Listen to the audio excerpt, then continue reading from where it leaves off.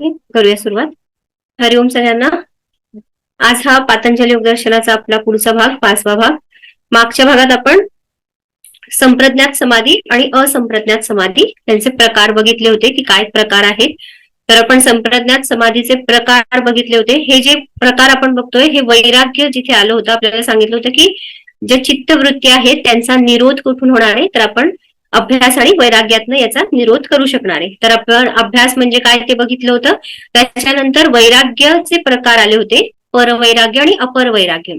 तर परवैराग्य जे आहे त्याचे प्रकार आपण मागच्या भागात बघितले होते की 2 योगी वेगवेगळे बघितले होते. त्याच्यात विदेह योगी आणि प्रकृती लय योगी हे आपण बघितले होते. तर हे असंप्रज्ञात समाधी जी आहे, अपैराग्य ज्याला म्हटलं जातं, हे प्रकार आपण म्हणू शकतो. तर हे जे प्रकार त्याचे 2 पडले, त्याच्यात आहे भवप्रत्यय आणि उपाय प्रत्यय. तर आपण मागच्या वेळेस बघितलं ते आहे भवप्रत्यय. त्याच्यात हे 2 योगी होते, जे विदेह योगी होते आणि प्रकृतीलय योगी होते. विदेह योगी म्हणजे ज्यांना या देहाचे जे काही आहे की लोक आहेत, ओके, अशी जी लोक आहेत ती ही येतात आपले विदेह योगीमध्ये. आणि प्रकृतीलय योगी जे आहेत ते प्रकृतीलय योगी कोण आहेत, ते ज्यांना, तर आपण भवप्रत्यय ही जी असंप्रज्ञात समाधीचा हा पहिला प्रकार आता बघतोय. मागच्या वेळेस आपण संप्रज्ञात समाधीचे प्रकार बघितले होते. भवप्रत्यय हा असंप्रज्ञात समाधीचा प्रकार आहे. त्याच्यात 2 प्रकार आहे, उपाय प्रत्यय आणि भवप्रत्यय. तर भवप्रत्ययात आपण मागच्या वेळेस बघितले होते 2 प्रकारचे योगी असतात, विदेह योगी आणि प्रकृतीलय योगी. विदेह योगी ज्यांचा आपल्या देहाबद्दलचा सगळा अहंभाव जो आहे तो पूर्णपणे समाप्त झालेला असतो. त्यांना देहाप्रती, संसाराप्रती पूर्णपणे अनासक्त झालेले असतात, पण तरी ते जगत असतात आणि त्यांचं जे कार्य आहे ते करत असतात. असे जे योगी आहेत ते विदेह योगी असतात. आपण त्याच्यात उदाहरण बघितलं होतं की जे जनक राजा आहेत ते विदेह योगी होते. आणि प्रकृतीलय योगी बघितले होते. प्रकृतीलय म्हणजे प्रकृतीविषयी जे पूर्ण ज्ञान त्यांना प्राप्त झालेलं आहे असे जे योगी असतात हे प्रकृतीलय योगी.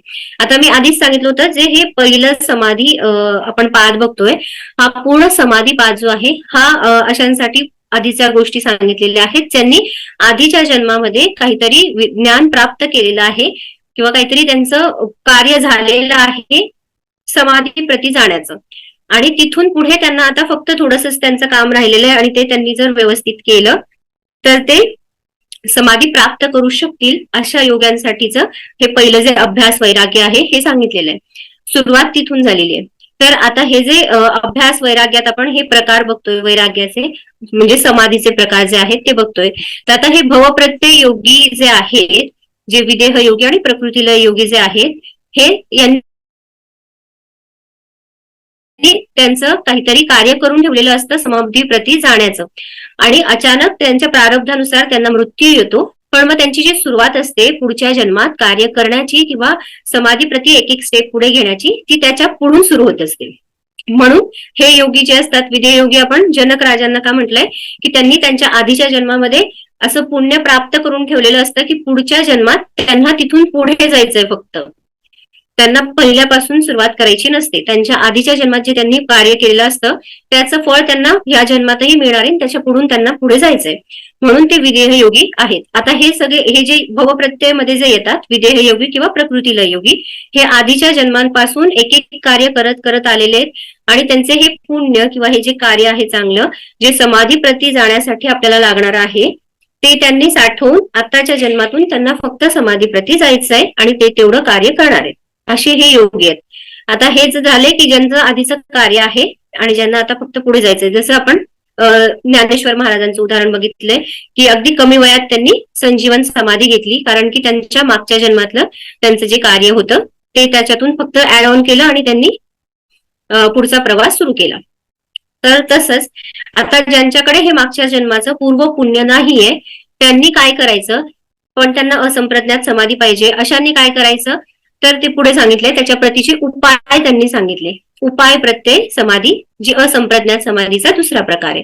त्याच्यात सांगितलेलं आहे श्रद्धा, वीर्य, स्मृती, समाधी, प्रज्ञा, पूर्वक इतरेशाम.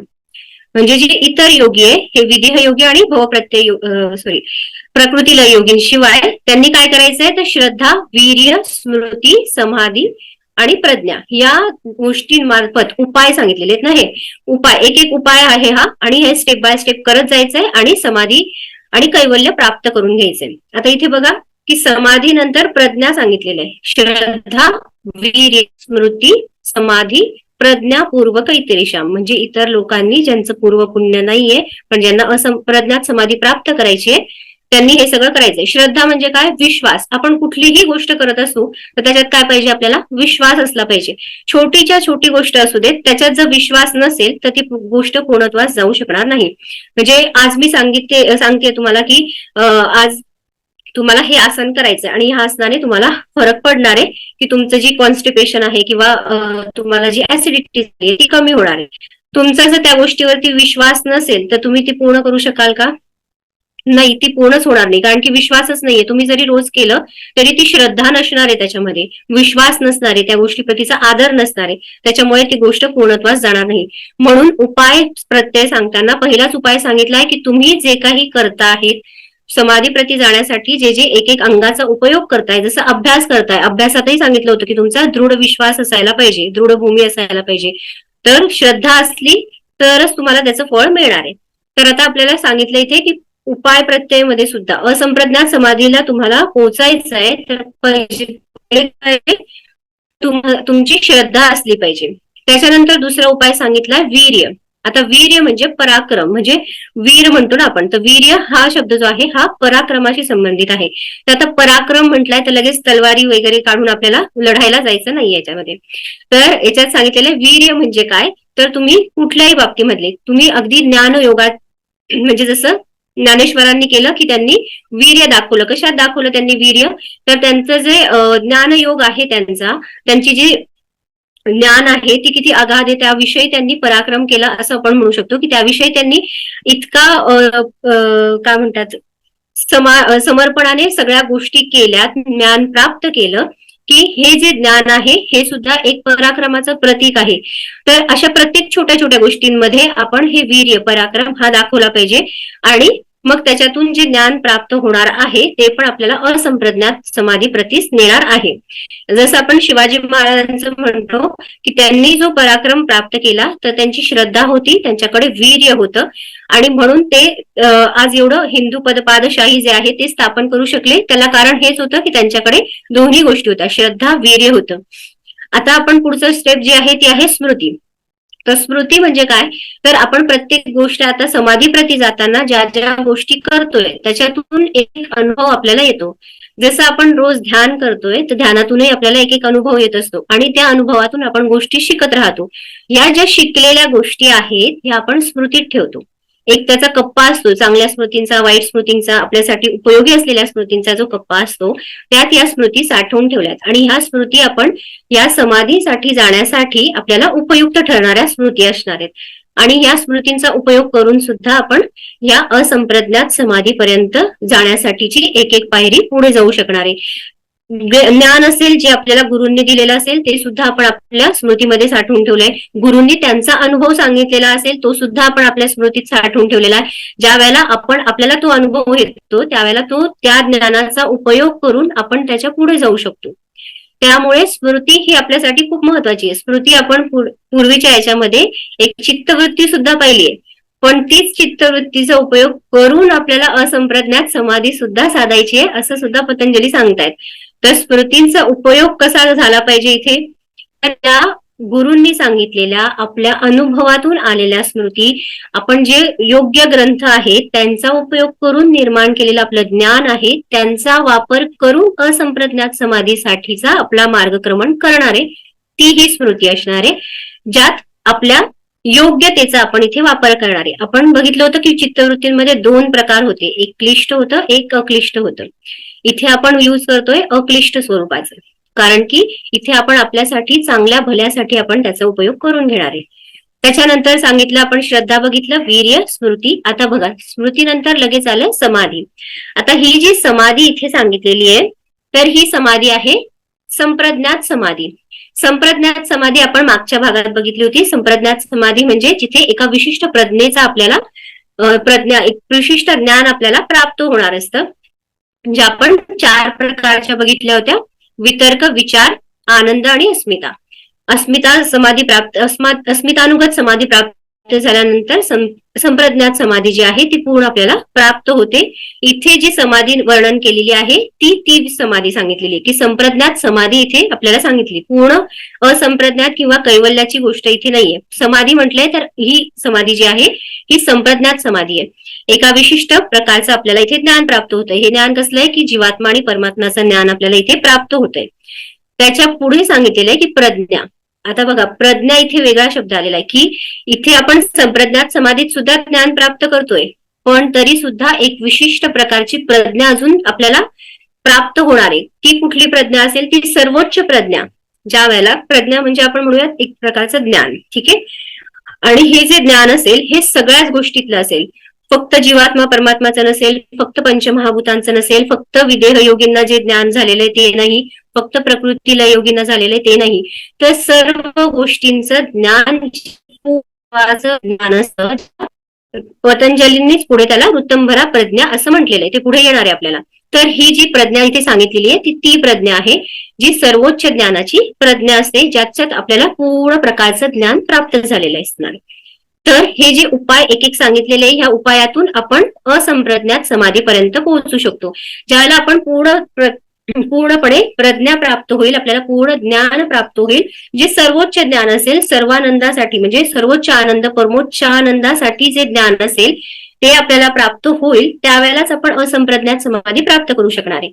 त्यामुळेच ज्या वेळेला आपण ह्या उपायांच्या माध्यमातून उपाय प्रत्यय जी समाधी आहे त्याच्यात श्रद्धा, वीर्य, स्मृती, समाधी आणि प्रज्ञा यांचा उपयोग करून उपाय प्रत्यय समाधी म्हणजेच असंप्रज्ञात समाधीचा हा जो प्रकार आहे तो आपण प्राप्त करणार आहे असं याच्यामध्ये सांगितलंय. आता हे आपण याच्यात बघितलं की वैराग्यामध्ये पर अपर वैराग्य बघितलं, त्याच्यानंतर समाधी बघितली आपण संप्रज्ञात समाधी आणि असंप्रज्ञात समाधी, ठीक आहे.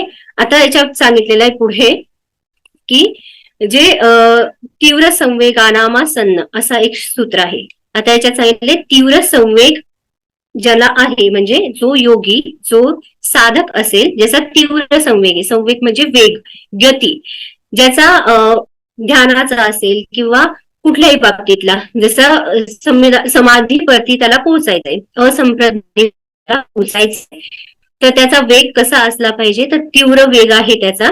आणि हा तीव्र वेग ज्याचा असेल, गती ज्याची असेल, एक एक पायरी जो लवकर लवकर पुढे जाईल, येणाऱ्या विभूतींमध्ये येणाऱ्या जे बाधा आहेत त्यांच्यामध्ये न अडकता, क्लेशांमध्ये न अडकता पुढे पुढे जात राहील, त्याचं म्हटलेलं आहे की तीव्र संवेगानामा सन्न, म्हणजे त्याला लवकर समाधी प्राप्त होईल. ज्याचा ज्याची तीव्र गती असेल त्याला ही समाधी लवकर प्राप्त होणार आहे असं सांगितलेलं आहे. आता इथे तीव्र संवेग म्हटलेला, आता हा तीव्र म्हणजे किती असायला पाहिजे हे कशातून डिफाईन होईल? आता देवयानी मॅडम रोज हे करतायत, ध्यान करतायत, रोज ध्यान करतायत, त्या 1 तास ध्यान करतायत, त्यांना वाटतंय की आता हे माझ्या याच्यानुसार पुरेपूर आहे आणि मी माझ्या मार्गावरती व्यवस्थित आहे, पण त्या खरंच व्यवस्थित आहे की नाही हे कसं कळेल? तर त्याच्यासाठीचं पुढचं सूत्र आहे की त्याच्यातही त्या योग्याचे किंवा जो साधक आहे त्याचे प्रकार सांगितलेले आहेत की तो साधक कसा समाधी प्रती किंवा त्याचं जे उद्देश आहे, ध्येय आहे त्याच्या प्रती पूर्ण करण्यासाठीचे त्याचे जे प्रकार असतील ते कसे असतील, तर त्याच्यात सांगितलेलं आहे मृदू, मध्यम, अधिमात्र, तोपी. मतलब म्हणजे असं आहे की मृदू साधक असू शकतो, मध्यम साधक असू शकतो किंवा अधिमात्र म्हणजे जो सर्वोच्च कोटीचा साधक आहे तो याच्यात असू शकतो.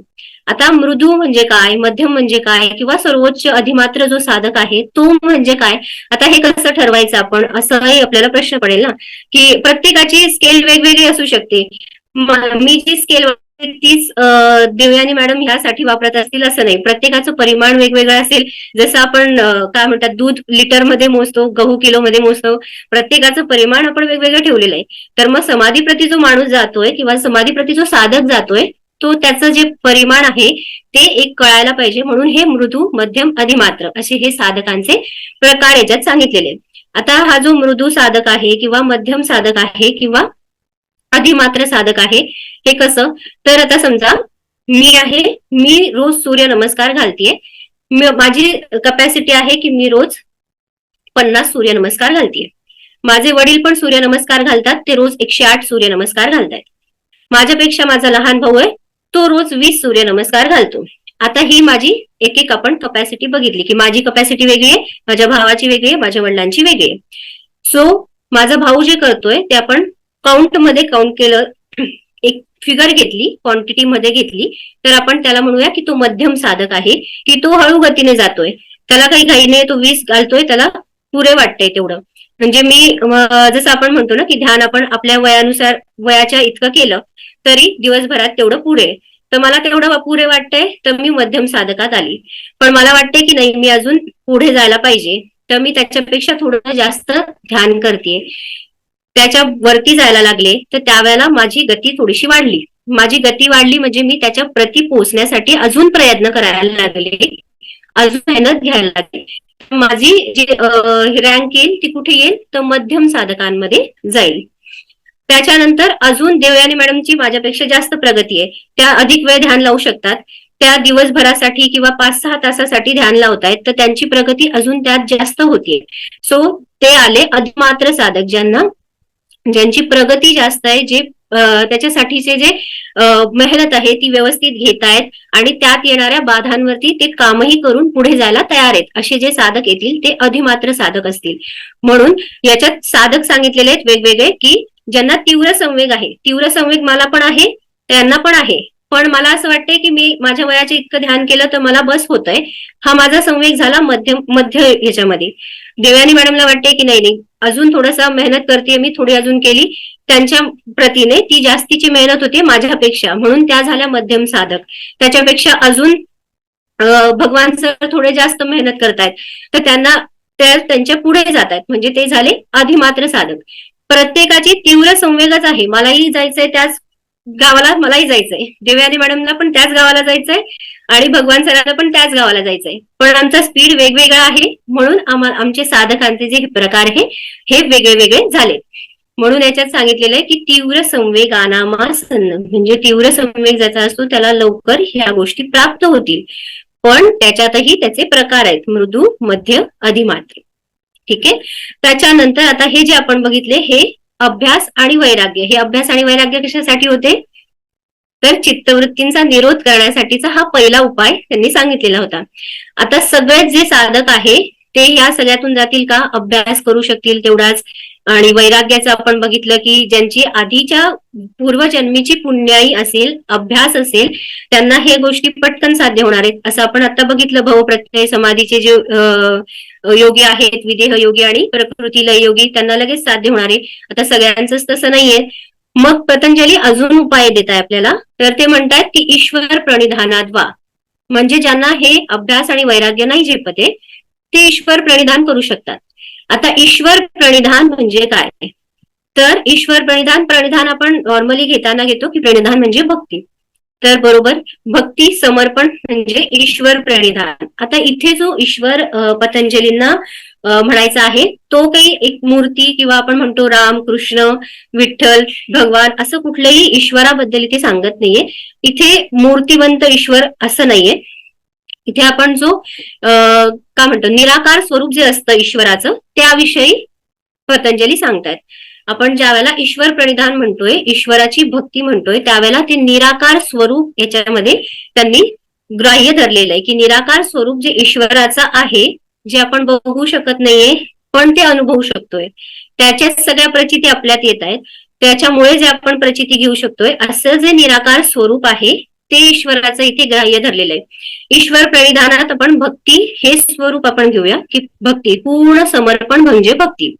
आता मी जर देवाची भक्ती करते तर मी काय करते मी रोज उठते, आंघोळ करते, देवाजवळ जाऊन बसते, भरपूर फुलं आणते, फुलं वाहते, देवाला आरती करते, देवाला गंध लावते, सगळं करतेय, मी भक्ती करतेय. देवयानी मॅडम मी खूप भक्ती करते बरं, पण मी माझ्यातलं काय देते देवाला, माझ्याकडनं असं काय देते, फुलं मी बाहेरून आणली, विकत आणली मी फुलं, खूप फुलं आणली, खूप सुवासिक फुलं आणली मी, पण मी ती माझी फुलं आहेत का, ती नाही, त्या देवानेच निर्माण केलेली आहे, तीच त्याला मी वाहते आणि तरी मी म्हणते की मी भक्ती करते. ठीक आहे. त्याच्यानंतर मी त्याला अष्टगंध लावते, उदबत्ती दाखवते, धूप दाखवते, त्यानेच निर्माण केलेल्या गोष्टींमधून मी त्या गोष्टी काढते आणि त्याला देते, घे बाबा घे, हे मी तुला देते, हे मी तुला देते, हे मी तुला देते. तर ही भक्ती होते का, ईश्वर प्रणिधान होतंय का? हे समर्पण होतंय का? माझं असं माझ्याकडे काय आहे जे मी त्याला देऊ शकतेय? काय देऊ शकतेय मी त्याला? तर मी माझा भाव देऊ शकतेय त्याला, फक्त माझ्या अंतरातला जो भाव आहे तो. कारण की मला दिलेलं हे शरीर सुद्धा त्याचंच आहे ना, माझ्याकडे असलेली प्रत्येक गोष्ट त्याची आहे. तरी मी भक्ती करताना मी ही दांभिक भक्ती करते, की दाखवतेय लोकांना की मी हे फुलं वाहतेय, मी महागडे हार आणून वाहते, मी महागडे अत्तर आणून देवावरती शिंपडते, महागडे कपडे आणतेय देवासाठी, आणि महागडे नैवेद्य दाखवतेय, वेगवेगळे पदार्थ देवासाठी बनवते. आवडत मलाच असतात ते पदार्थ. नंतर 5 मिनिटं सुद्धा मी देवासमोर ठेवणार नाहीये, मी पटकन गपकन खाणार आहे, पण तरी सुद्धा मी भक्ती करते. तर ही जी भक्तीची संकल्पना आहे ही ईश्वर प्रणिधानात मान्य नाहीये. ईश्वर प्रणिधानात जी भक्ती आहे ती पूर्ण समर्पणाची भक्ती आहे. आपल्याकडे जे जे काही आहे ते त्याच्याच कडून निर्मित झालेलं आहे. आपला हा देह सुद्धा त्याचा आहे. आपला जो आत्मा आहे तो सुद्धा त्याचाच बॅकअप आहे आपल्याला, आणि त्याच्यातूनच तो चालतोय. आणि तरी सुद्धा आपण मी करतेय, मी हे करते, मी ते करते, आपण असं करतोय, आणि ते समर्पणच नाहीये. आता ज्या सासवा असतील ना घरामध्ये, ज्या देवपूजा करतात, त्यांचं बघाल तुम्ही की इकडे देवाला आंघोळ घालत असताना तिकडे लक्ष असतं सुनबाई काय करते आणि तरी सुद्धा ती भक्ती असते. तर तशी भक्ती इथे अजिबातच ग्राह्य नाहीये. सो भक्ती अशी असायला पाहिजे ज्याच्यात पूर्ण समर्पण. हा देह तुझा आहे, मी जे काही कमवतेय, मी काय आता जे पण मी बोलतेय ते तू मला सांगतोय आणि माझ्या मुखातून बोलून घेतोय, म्हणून हे बोललं जातंय. हे संपूर्ण माझ्याकडचं कार्य सुद्धा तुझं आहे. आता बरेच जण म्हणतील की तू म्हणते की हा देह तुझा आहे, तूच सगळं करतोय, मग आता माझं असं होतंय की असेल माझा हरित देईल खाण्यावरी. तर ते सुद्धा इथे मान्य नाहीये की जरी तो आहे त्याने हा देह दिलाय तर मग मी जसं असेल तसं वागायचं, तर तसं नाहीये. त्याचे आपल्यावरती हे देह देऊन सुद्धा उपकार आहेत. ह्या आत्म्याला एक स्वरूप दिलंय तरी त्याचे उपकार आहेत, आणि ते त्यासाठी आपल्याला हे शरीर व्यवस्थित ठेवणं सुद्धा गरजेचं आहे. आणि त्यासाठी आपण जे काही आपले कर्म आहेत ते करणं सुद्धा महत्वाचं आहे. इथे ईश्वर प्रणिधान करायचंय, त्याला पूर्ण सुपूर्त करायचंय स्वतःला, असं म्हणून सगळंच हात वर करून बसायचं नाहीये की ये बाबा दे मला, असं नाहीये. इथे तुमचं कर्म हे तुम्हाला तेवढ्याच याच्याने करायचंय, आणि तुम्ही जे करत आहात त्याच्यामध्ये त्याच्या प्रतीचं समर्पण आणि त्याचा जो भाव आहे त्याच्या प्रतीचा, तो तेवढाच तुमचा प्युअर ठेवून तुम्हाला या गोष्टी करायच्या आहेत. तर इथे तुम्ही ईश्वर प्रणिधान करताय, ईश्वराप्रती पूर्ण समर्पण असणार आहे तुमचं.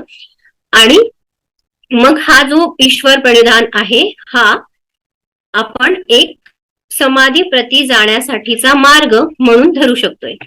पुढच्या सूत्रामध्ये त्यांनी ईश्वर काय आहे त्याची संकल्पना मांडलेली आहे, की ईश्वर काय आहे, त्याचं स्वरूप काय, आपण ईश्वराची डेफिनेशन म्हणू शकतो ही. तर खूप सुंदर सांगितलंय, क्लेश कर्म विपाकाशय अपरामृष्ट पुरुष विशेष ईश्वर.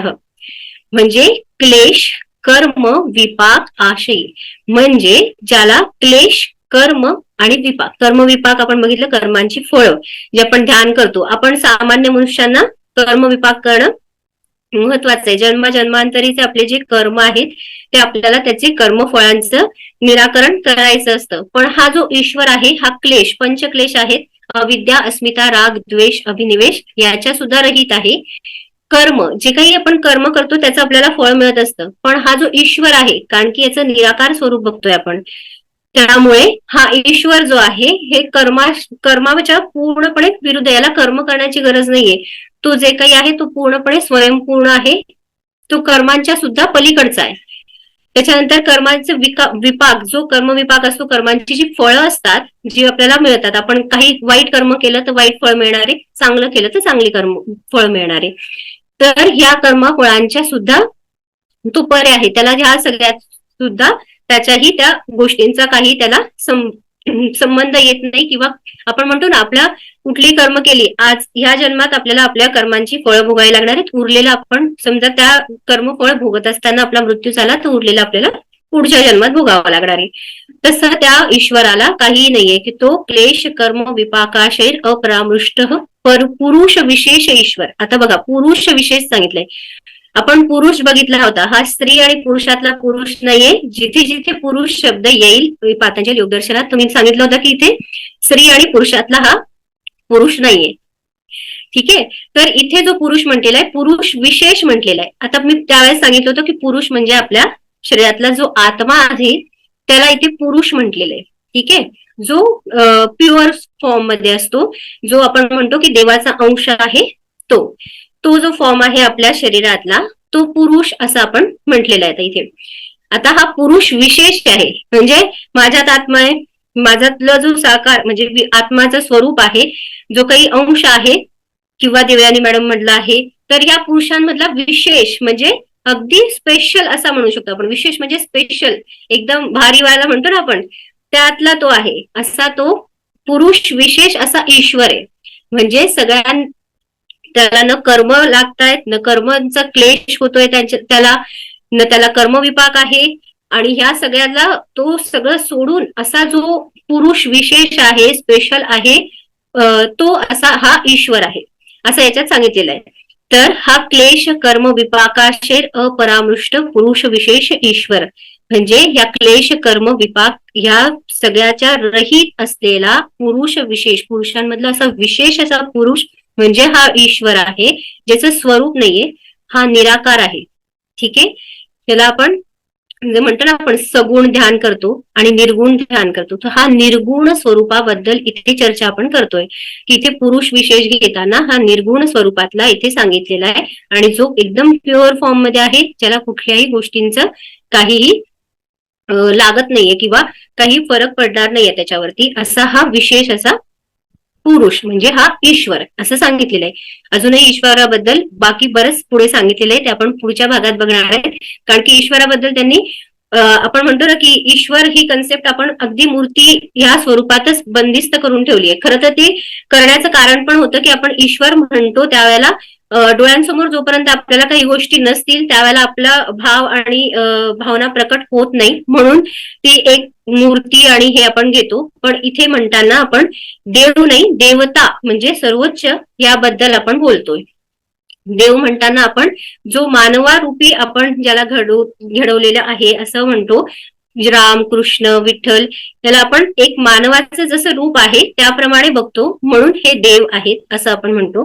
आणि ज्या वेळेला देवता ईश्वराचं स्वरूप येतं, जो हे पूर्ण नियंत्रण असं जगाचं नियंत्रण करता आहे असा जो ईश्वर आहे, ज्याचं निर्गुण स्वरूप आहे, तो काय आहे इथे पतंजलींनी त्याविषयी सांगितलेलं आहे.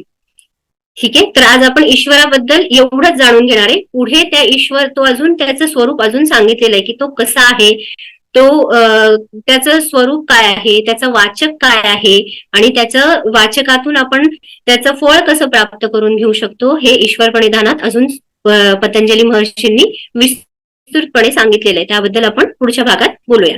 आतापर्यंत आपण जे बघितलं त्याच्यात ज्यांना काही प्रश्न असेल कोणाला तर ते विचारू शकतात.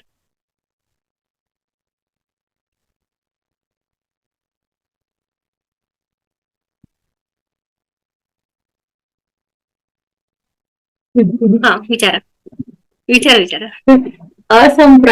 असंप्रदाय समाधीमध्ये तुम्ही प्रज्ञात समाधी, त्याच्यामध्ये जनक राजाचं उदाहरण दिलं. हा. तर अजून कोण आहे असं? असंप्रज्ञात समाधीत जनक राजा हा सगळ्यांना माहिती म्हणून त्याचं उदाहरण दिलं. असंप्रज्ञात समाधी विदेह योगी जे होते, ज्यांना या देहाच्या प्रती फार काही आसक्तीच नव्हती, म्हणजे फार काही नाही, पूर्णच आसक्ती विरहित झाले होते, पण तरीही ते त्यांचे जे कर्म होते ते करत होते. असे जे सगळे योगी आहेत, पण त्यांचं पूर्व पुण्यही तेवढं होतं. त्यांचं पूर्वजन्मी समाधी प्रतीसाठीचं जे काम असतं, जसं आता आपण एक एक स्टेप, जसं अष्टांग योगात एक एक स्टेप आहे, ठीक आहे, एक एक अंग आहे, त्याचं पूर्ण करत गेलो आणि मग आपल्याला समाधी प्राप्त झाली असं आहे. तर आपण अष्टांग योगाचं उदाहरण घेऊन सांगते मी तुम्हाला की एखादे योगी आहे जो आसनांमध्ये अगदी छान दृढ त्याचं झालेला आहे, दृढता आली, प्राणायामात त्याची दृढता आली, त्याने त्याच्या इंद्रियांवरती सुद्धा जय प्राप्त केलाय, आणि तिथेच त्याला मृत्यू आला. त्याचं तेवढं जीवन होतं, त्याला तिथे मृत्यू आला. पुढच्या जन्मात ज्या वेळेला त्याचा जन्म होतो त्यावेळेला त्याला प्रत्याहारापर्यंतचा जो प्रवास आहे तो न करावा, तो त्याला आधीच्या याच्यातूनच आठवत असतो. त्याला आता फक्त धारणा, ध्यान आणि समाधी या 3 अंगांपर्यंत पोहोचायचं असतं, त्या 3 अंगांना पार करायचंय. असं हे तुम्हाला छोटं उदाहरण सांगितलं. पण हे असे एक एक आपले जे कर्म असतात किंवा जे सत्कर्म जे आपल्याला समाधी प्रती घेऊन जाणारे असतात, ते त्यांना आठवत असतात आणि त्यानुसार त्यांचं ते वागणं असतं. ह्या देहाप्रती, ह्या पूर्ण देह, मी तुम्हाला जसं सांगितलं पंचमहाभूत, पंच तत्व, तन्मात्रा ज्या आहेत त्यांच्याविषयीचं पूर्ण ज्ञान त्यांना प्राप्त होतं आणि त्यामुळेच त्यांना हे जे देह आहे त्याच्याविषयी अनासक्ती निर्माण होते, पण तरीही ते त्यांचे कर्म करत असतात, म्हणून ते विदेहयोगी. ठीक आहे. असं प्रत्येक आत्म्यासाठी असतो का प्रवास? हा, आता हा प्रत्येक आत्म्यासाठी आहे, पण मग असं होतं की प्रत्येक जण आता जसं पतंजलींनी सांगितलेलं आहे की आपल्याला एक असतं ना की डायबिटीस आहे आणि समोर गुलाबजाम पडलेले आहेत, तर खाण्याची इच्छा होते आणि मग शुगर वाढते, है ना. तर याच्यातही तसंच आहे, एक एक प्रलोभनं मिळत जातात आणि मग आपण जिथे आहे तिथेच अडकू शकतो किंवा तिथून पुढे जाण्यासाठीचे जे मार्ग आहेत ते आपण स्वतःचे कमी करत जातो. मग तिथून आपल्याला पुन्हा कष्ट घ्यावे लागतात, पुन्हा मेहनत करावी लागते आणि मग पुढे जाता येतं. पण मग त्याच्यासाठी तुम्हाला पुन्हा सुरुवात करावी लागते सगळ्याच गोष्टींची. त्यामुळे पतंजलींनी सांगितलेले ही प्रलोभनं येतील तुम्हाला तुमच्या मार्गांमध्ये, पण ती तुम्हाला दूर सारून पुढे जायचंय. ही प्रलोभनं जी येत आहेत ती तुम्ही चाललेल्या मार्गामध्ये तुम्ही करेक्ट पाथ वरती आहात हे सांगणारी आहेत असं समजून तुम्ही पुढे जा, असं आपल्याला पुढे सांगितलेलं आहे पतंजलींनी. तर ते येणारच आहे पुढे.